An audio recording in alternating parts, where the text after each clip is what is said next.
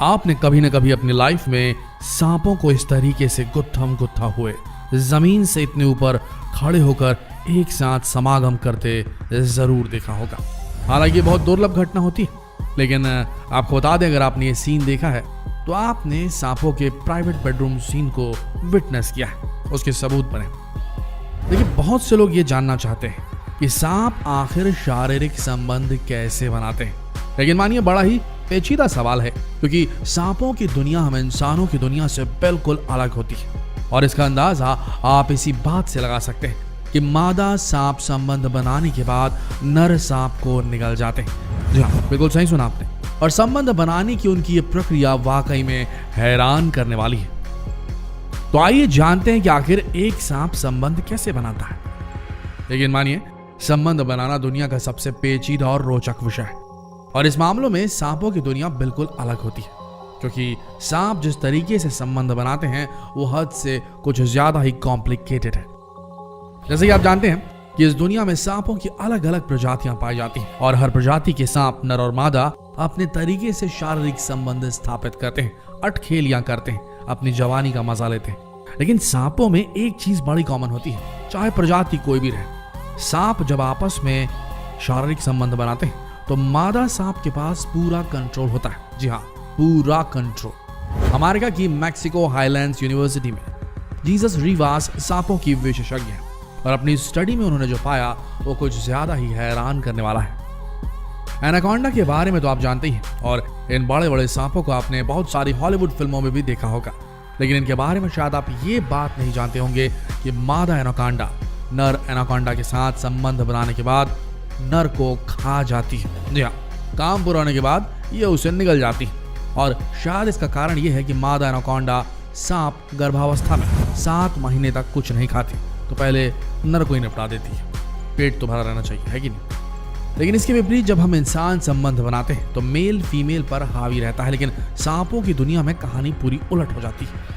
Anaconda प्रजाति के सांपों में कई बार तो ये देखा गया कि मादा एनाकोंडा नर एनाकोंडा से 5 गुना ज्यादा बड़ी होती है, और इसी वजह से वो नर एनाकोंडा को बड़ी आसानी से निगल जाती है।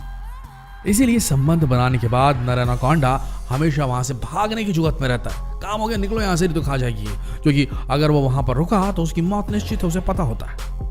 वहीं आकार की बात करें तो इससे नर एनाकोंडा को फर्क नहीं पड़ता कि उसका पार्टनर कितना बड़ा है, क्योंकि संबंध बनाते समय नर अपनी पूंछ से दूसरे को धकेल कर मादा सांप के जननांग तक पहुंच हासिल कर लेता है, और इसके लिए उसे मादा से बड़े होने की जरूरत नहीं है। हाँ, लेकिन ऐसा देखा गया है कि नर सांप अक्सर बड़े आकार के मादा सांपों को ही पसंद करते हैं, और इसके पीछे भी एक बहुत बड़ा लॉजिक है। असल में मादा सांप जितनी ज्यादा बड़ी होगी वो उतनी ही ज्यादा से ज्यादा अंडे देगी, जिसकी वजह से नर सांप के ज्यादा से ज्यादा बच्चे होंगे। और यही वजह है कि नर सांप हमेशा अपने से बड़ी मादा के साथ संबंध बनाते हैं। और इसी के साथ इनका एक और इंटरेस्टिंग फैक्ट है, आपने कभी न कभी तो जरूर सुना होगा कि सांप ठीक से देख नहीं पाते। तो अगर ऐसा है तो ये अपनी से बड़ी मादा सांप को ढूंढते कैसे होंगे? असल में इसके पीछे भी एक बहुत बड़ा विज्ञान छुपा है। रिसर्च से ये पता चला है कि सांपों में संबंध बनाने की ख्वाहिश जताने की पहल हमेशा मादा ही करती है। जब मादा सांप सर्दी या गर्मी के बाद हाइबरनेशन से बाहर आती है तो वो केंचुली छोड़ती है। आपने भी शायद सांप की केंचुली कभी न कभी जरूर देखी होगी, लेकिन इसके बारे में आपको पता नहीं होगा कि आखिर ये केंचुली छोड़ते क्यों है। असल में जब मादा सांप अपनी केंचुली छोड़ती है तो इसके साथ साथ वो फेरोमोन नाम का एक हार्मोन भी छोड़ती है। इसी हार्मोन की महक से नर सांप को यह पता लग जाता है कि मादा कितनी बड़ी है। असल में ये एक तरह का इशारा होता है कि अब वो संबंध बनाने के लिए तैयार है। ब्रीडिंग सीजन के वक्त मादा जितनी बड़ी होगी उसके शरीर से उतनी ही ज्यादा फेरोमोन्स केमिकल रिलीज होता है, और इसी का पीछा करते हुए नर सांप संबंध बनाने के लिए उस तक पहुंच जाता है। लेकिन ऐसा नहीं है कि नर सांप अपने से छोटे आकार की मादा सांप को लुभाने की कोशिश नहीं करते, बिल्कुल करते, मगर ऐसा बहुत कम देखा गया है। मानकर चलिए, अगर उन्हें कोई अपने से कम आकार की मादा सांप मिल गई और उसी वक्त कोई उससे भी बड़े आकार की मादा सांप वहां पर आ गई, तो वो उसे छोड़कर दूसरी वाली के पास यानी कि बड़े आकार की मादा सांप के पीछे हो लेंगे।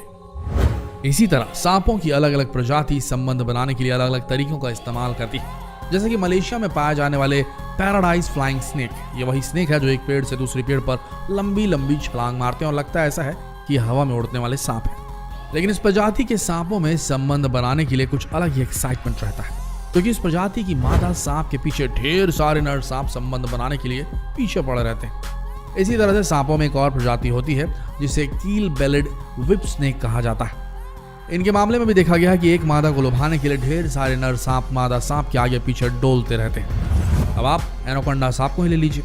मादा एनाकोंडा कीचड़ में एक जगह ठहर कर बैठ जाती है और उसके बाद नर एनाकोंडा इसके इर्द गिर्द मंडराने लगते हैं, उससे लिपट कर उसे रिझाने की कोशिश करने लगते हैं। और वैज्ञानिकों की माने तो उनका कहना है कि उनकी ये पटाने की प्रक्रिया कई महीनों तक चलती है, यानी कि कई महीनों तक नर एनाकोंडा मादा एनाकोंडा को संबंध बनाने के लिए पटाने की कोशिश करते रहता है। स्नेक एक्सपर्ट जीसस रिवास बताते हैं कि उन्होंने एक बार ग्रीन एनाकोंडा नर को एक मादा के पीछे हाथ धोकर पड़ते देखा था, जबकि आसपास और भी कई मादा एनाकोंडास थी, लेकिन वो एक ही मादा के पीछे पड़ा रहा और उसके साथ संबंध बनाकर ही माना। जीसस कहते हैं हो सकता है शायद ये उनकी सच्ची मोहब्बत रही होगी।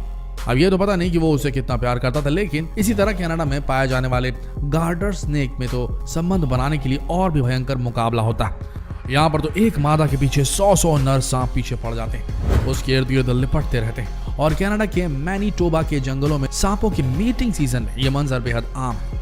इस पूरे स्वयंवर में मादा खुद ही अपना साथी चुनती है, साथ ही साथ संबंध बनाने के समय वो पूरी प्रक्रिया पर कंट्रोल करती है।